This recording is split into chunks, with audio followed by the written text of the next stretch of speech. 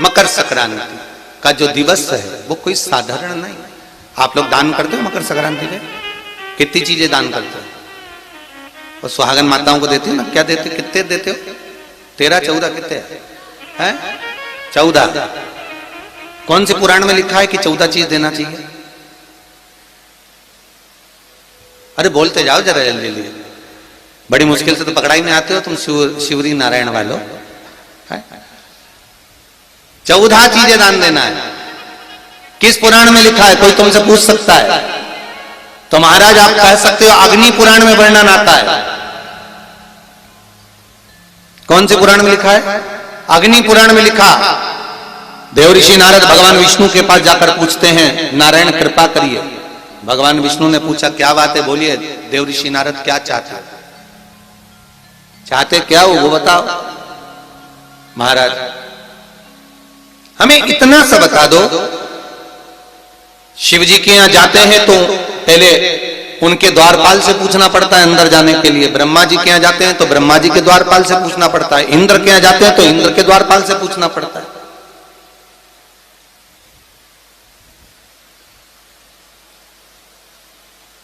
हम जितनी भी जगह जाते हैं तो कोई ना कोई द्वारपाल से हमें पूछना पड़ता है अंदर जाने के। भगवान देवऋषि नारद कह रहे हैं नारायण से कुछ ऐसी कृपा कर दो कि हमें किसी से आज्ञा लेना ही नहीं पड़े।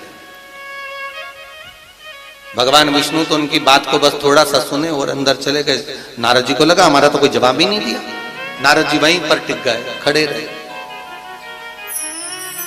नाम जाप करते रहे। विष्णु वापिस आए और देवऋषि नारद से कहा एक काम करो, जब सूर्य मकर में प्रवेश करते हुए उत्तरायण की ओर जावे, उस घड़ी उस पल में देवऋषि नारद तुम 14 बार भगवान के नाम का, शिव नाम का दान दे दीजिए। भगवान नारायण के नाम का, राम नाम का, कृष्ण नाम का दान दे दीजिए। अब देखो यहां पर यह नहीं लिखा कि प्लास्टिक का डब्बा दो। समझ लेना जी हो अच्छे से कि लोगों ने दान को कितना भ्रष्ट कर दिया वो बताया जा रहा है। अग्नि पुराण में यह नहीं लिखा कि तुम प्लास्टिक की चाय की चन्नी दो 14, बाल्टी दो 14, या प्लास्टिक का डब्बा दो 14 है। यहां पर यह नहीं लिखा है कुछ भी हो।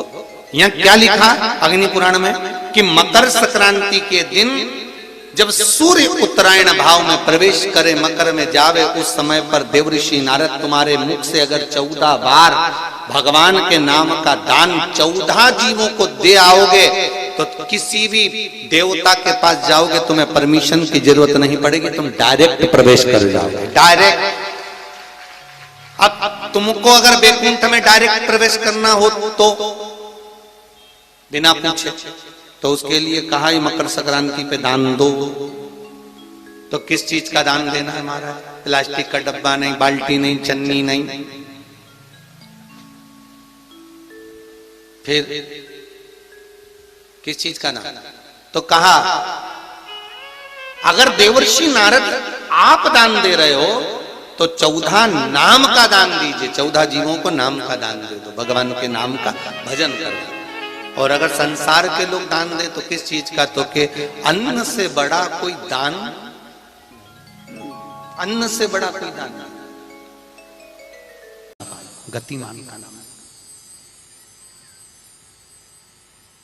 ये जो राजनेता होते हैं ना, जब चुनाव लड़ने के लिए जाते हैं और उन्हें विजय प्राप्त करना है तो विजय पाने के लिए वो एक ही काम करते हैं। हनुमान जी के 3रे नंबर का भाई गतिमान, उस गतिमान के नाम से जो व्यक्ति युद्ध करने के लिए जा रहा है या विजय पाने के लिए जा रहा है, अपने बराबर का लच्छा जानते हो, नाड़ा मोली, उसको नाप कर गतिमान के नाम से लपेट कर हनुमान जी के मंदिर में रख देता है और उस मोली को फिर अपने हाथ पर बांध लेता है तो वो हार नहीं सकता, विजय ही प्राप्त करेगा। गतिमान का इतना प्रभाव है, चाहे कुछ भी।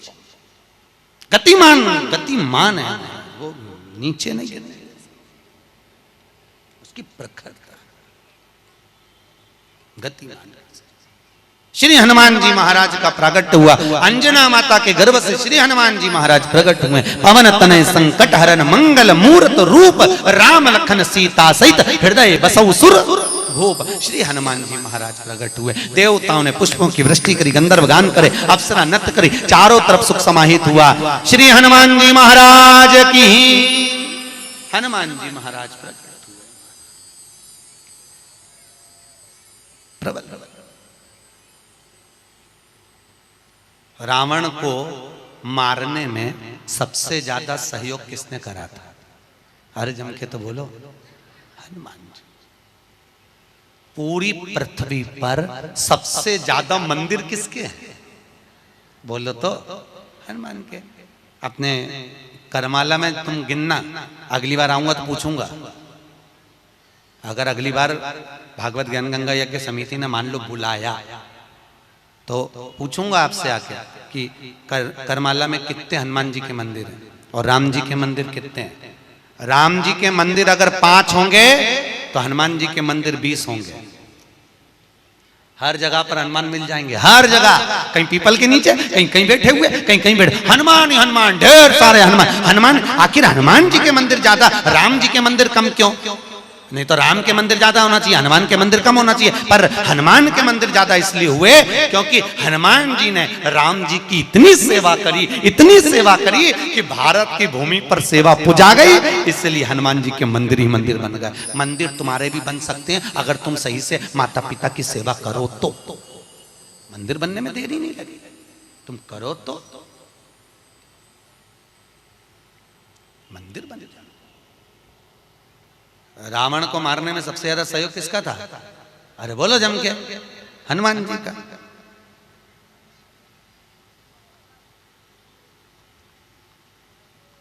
राम जी ने रावण की नाभि में बाण मारा था कि नहीं मारा था? अरे बोलो जम के, क्या था नाभि में? अमृत। तो जब रावण की नाभि में राम जी महाराज बाण मार रहे हैं तो रावण क्यों नहीं मर रहा? मर जा रावण, क्योंकि नाभि में अमृत है, वो तो सूख चुका है, मरे ना।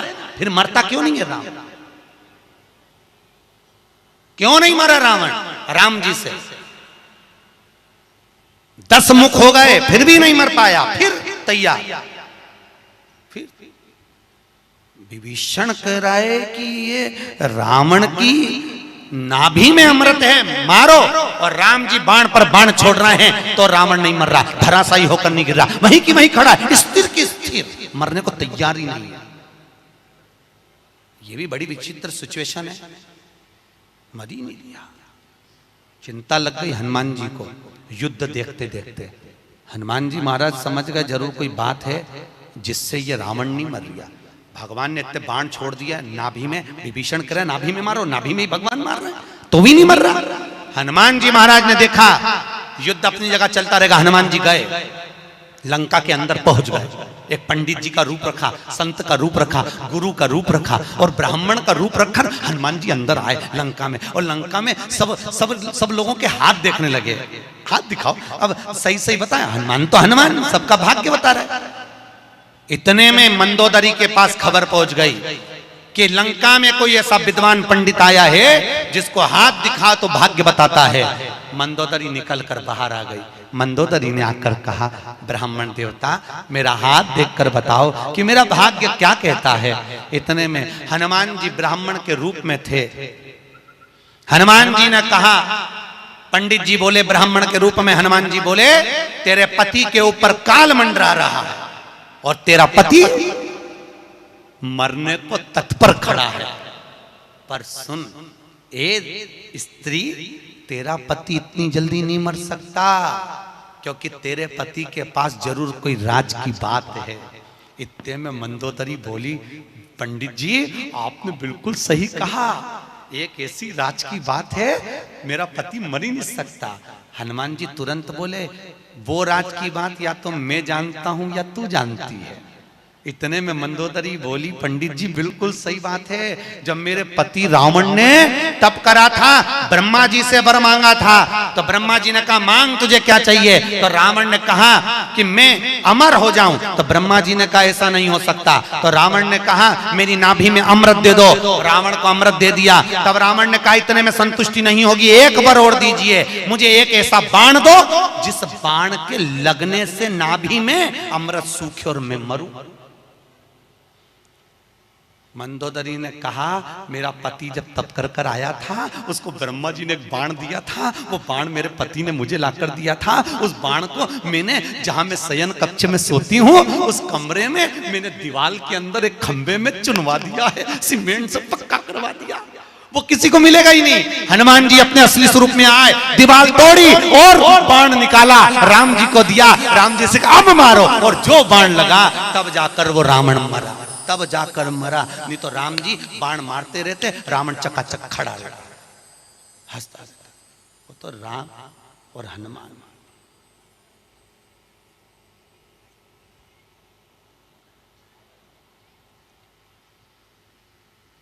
रावण न मरेगा मेरे राम के बिना,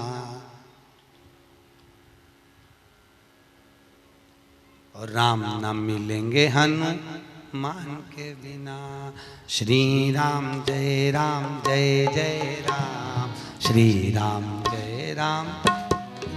भगवान राम जी महाराज आनंद में विराजमान है महाराज। इसलिए भगवत भजन का स्मरण है।